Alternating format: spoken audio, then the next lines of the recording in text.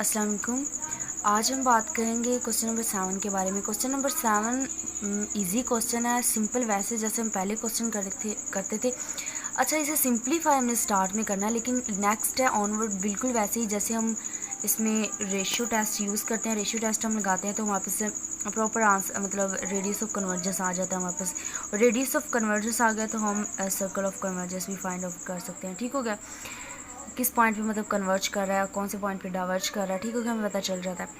अब यहाँ पे अगर हम देखें तो ये हमें दिया हुआ है समीशन 3n साइन z और 4n। हमने इसे सिंप्लीफाई करना है। सिंप्लीफाई करने के लिए सिंपल हम इसे 4n से मल्टीप्लाई एंड डिवाइड करेंगे। ठीक हो गया, 4n से मल्टीप्लाई एंड डिवाइड करेंगे तो ये वाला डिवाइड वाला तो यहाँ चल जाएगा, मल्टीप्लाई वाला को हम इस तरह लिखेंगे। ठीक हो गया, अब ये डिवाइड वाला होल की पावर n हो जाएगा तो 4n साइन z और 4n ये हमारे पास इस तरह बन गया। अब ये चीज़ है जो हम यहाँ पे ये वाली चीज़ को ना मीन्स अगर हम यहाँ पे बात करें तो हम इससे भी डिवाइड में ले जाएंगे। डिवाइड में इसे किस तरह ले जाएंगे, यहाँ पे मल्टीप्लाई हो तो ये 1/4 हो जाएगा, तो फिर ये जब ऊपर जाके मल्टीप्लाई होगा तो ये एग्जैक्ट ये वाली टर्म बनेगी। अगर हम इस टर्म को ये दोबारा मल्टीप्लाई करें तो हमारे पास 4n बनता है। ठीक हो गया, सिंपली हम इसे नीचे ले आए। अब z को मल्टीप्लाई एंड डिवाइड किया हमने। ठीक हो गया, z ऊपर भी मल्टीप्लाई किया, नीचे भी z। अभी हमारे पास बन गया z साइन z और 4n और z/4n। ठीक हो गया, अब ये हमारे पास प्रॉपर nth टर्म आ गई। ठीक है, हमने सपोज के लिए अगर हम इस पर लिमिट लगाएं, हम ये वाली चीज़ को सेपरेट रखें। ठीक है, इस पे सेपरेट लिमिट लगाएंगे, इस चीज़ पे सेपरेट लिमिट लगाएं। अगर हम इस चीज़ पे लिमिट लगाएं तो ये वाली चीज़ देखें ना, अब ये चीज़ अगर हम देखें तो हमने ये चीज़ देखी हुई है पहले n+1/n, तो हमारे पास जब इस पे लिमिट लगाते हैं तो 1 आंसर आता है। यहाँ पे भी 1 आएगा बिकॉज हमने यही चीज़ तो बनानी थी। यहाँ पे देखिए साइन n पे प्रॉपर अगर हम उस nth टर्म में ले जाते इसे डायरेक्ट तो हमारे पास लिमिट नहीं लगनी थी इजीली। हमने इसे इस तरह की फॉर्म में बना लिया है कि अब ये वाली चीज़ बन गई है, तो हम सिंपल ये कह देंगे कि ये उस बिकॉज वही जो साइन में जो फंक्शन दिया हुआ है एक्स एज ए एक्स, ये फंक्शन दिया हुआ है एक्स दिया हुआ है, ये फंक्शन एक्स नीचे भी, ये चीज़ हमने पढ़ी हुई है। Limit n approaches to infinity sine x/x ये हमारे पास 1 के इक्वल आती है। ये चीज़ एज ए एक्स है तो हमारे पास ये 1 के इक्वल आ जाएगा। ठीक हो गया, z आ जाएगा। अब ये हमारे पास z है और ये वाली हमारे पास टर्म है 3/4n। अब ये तो 3/4n को हम यूज़ करें as a nth term z, यहाँ पे रेडियस सर्कल ऑफ कन्वर्जेंस हमारे पास होगा 0। ठीक हो गया, अब यहाँ पे हम ये वाली nth टर्म होगी और ये n+1 टर्म, और सिंपल हम इसमें पुट करेंगे तो हमारे पास बन जाएगा 3/4 की होल पावर n और 3/4 n+1। ठीक हो गया, ओके। नेक्स्ट हम अगर हम इसे फंक्शन में पुट कर सिंपल हम इसे स्प्लिट करेंगे जैसे हम बाकियों में करते थे, यानी कि अगर कुछ भी x की पावर n+1 होती हो तो हम x की पावर n डॉट x यानी इसे इस तरह के प्रोडक्ट में लिख सकते हैं। सिंपली हमने इसमें भी ऐसे किया, जब हमने इसे हल किया तो हमारे पास सिंपल ये 4 यहाँ पे अब लिमिट नहीं लगेगी बिकॉज n की वैल्यू ही नहीं है, तो हमारे पास ये रेडियस ऑफ कन्वर्जेंस आ जाएगा। अब रेडियस ऑफ कन्वर्जेंस ये आ गया तो हमने ये चीज़ पढ़ी हुई है, ये चीज़ यानी कि z = z r मोड के इक्वल होता है। ठीक हो गया, तो ये हम इस तरह इसे लिख सकते हैं। ठीक होगा, इस तरह की इनक्वालिटी में। ठीक है, अब यहाँ पे ये हमारे पास बनता है, फिर हम इस तरह लिख लेंगे z = 4 z मोड, सॉरी यहाँ पे मोड आ जाएगा। ठीक है, z मोड = 4/3 आ जाएगा, तो ये हमारे पास आ जाएगा। अब यहाँ पे ये कौन सी पॉइंट पे कन्वर्ट, ये ऑलमोस्ट हर पॉइंट पे कन्वर्ट कर रहा है। ठीक हो गया, तो यही चीज़ हमने क्वेश्चन में ये देखिए ना, हर पॉइंट नेगेटिव के लिए भी कन्वर्ट और पॉजिटिव। अब यहाँ पे यही चीज़ तो उन्होंने क्वेश्चन में बोला हुआ था कि एवरीवेयर ऑफ जी के हर पॉइंट पे एब्सोल्यूटली कन्वर्ट करें, तो ये हमने फाइंड आउट कर लिया। नेक्स्ट 8 क्वेश्चन है। 8 क्वेश्चन के हमारे पास 2 पार्ट हैं जो हमने इसे करने हैं। ठीक हो गया, इस सेशन में। ओके, नेक्स्ट 8 क्वेश्चन में भी nth टर्म दी हुई है। क्वेश्चन ये सारे इजी हैं, बस सम क्वेश्चंस हैं जिनमें हमें सिंपली थोड़ा सिंप्लीफाई करना पड़ेगा, और बाकी क्वेश्चन है जिसमें डायरेक्ट nth टर्म या रूट टेस्ट हम यूज़ कर लेंगे।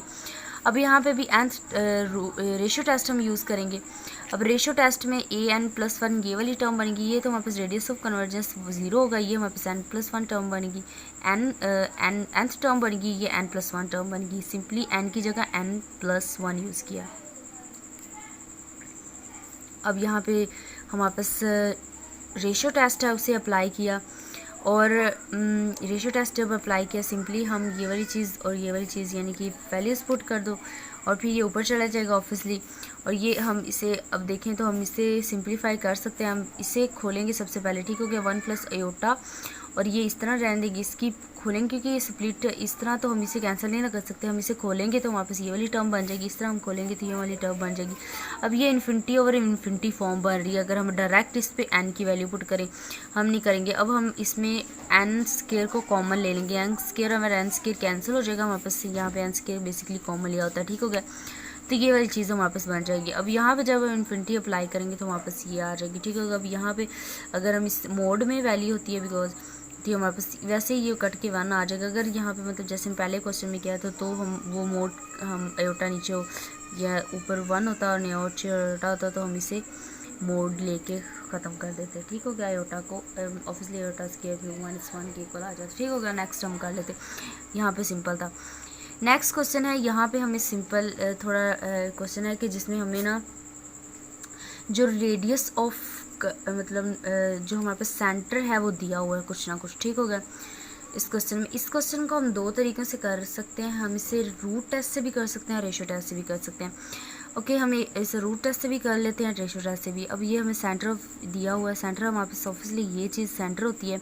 अगर हम इस इक्वल टू 0 पुट करें तो हमारे पास ये सेंटर आ गया, ठीक है। Centre of the circle of convergence is this one and radius of convergence find out करने के लिए हमें nth टर्म दी हुई है। अब radius of convergence find out करेंगे हम रूट या रेशियो टेस्ट से। अब यहाँ से रूट टेस्ट भी इजीली लग सकता है बिकॉज यहाँ पे पावर में था। अब पावर में बिकॉज रूट टेस्ट हमारे पास क्या होता है 1 over limit n approaches to infinity a n की होल पावर 1 ओवर n। अब यहाँ पे n से कैंसिल हो जाएगा, हमें पता है, तो यहाँ पे इजीली रूट टेस्ट भी रख सकता है। अदरवाइज हम रेशियो टेस्ट यूज जहाँ पे इजीली लगे। अब यहाँ पे देखें हमने nth टर्म ये थी, उसमें वैल्यू पुट की और 1 ओवर n लिखा, तो ये n प्लस n कैंसिल हो जाएगा। इस तरह सिंपल हमारे पास आ जाएगा आंसर। देखिए अब यहाँ पे 1 ओवर n विक्टोरियल आ जाएगी, इस तरह हम लिखेंगे 1 ओवर n की होल पावर 1 ओवर n, ठीक हो गया। अब यहाँ पे जब हम लिमिट लगाएंगे तो पावर में n है तो हमारे पास जब हम लिमिट लगाएंगे तो इस तरह आ जाएगा हमारे पास, ठीक हो गया। अब यहाँ पे रेडियस ऑफ कन्वर्जेंस हमारे पास 1 आ गया। अगर हम नेक्स्ट इसे दूसरे तरीके से करें या इस तरीके से तो बहुत ईजी क्वेश्चन बन जाता है हमारे पास। तो ये हमारे पास बनेगा -1 की पावर होल पावर n और n multiply n plus 1 over -1 n plus 1। तो ये जब करेंगे ये हमारे पास हम इसे देखिए ना -1 की पावर n प्लस 1 है तो हम इसे -1 की पावर n और -1 में स्प्लिट कर देंगे, ठीक है। हमारे पास ये बन जाएगा रेडियस ऑफ कन्वर्जेंस 1 आ जाएगा।